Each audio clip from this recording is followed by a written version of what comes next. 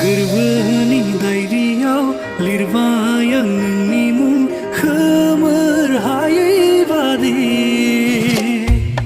नों थांलाय फैलाय लामायाव गायबाय आं गोजा गाबनि गलाब बिबार मिनिस्लु मोखांजों नों आंनि फारसे नायहरफिन खेबसे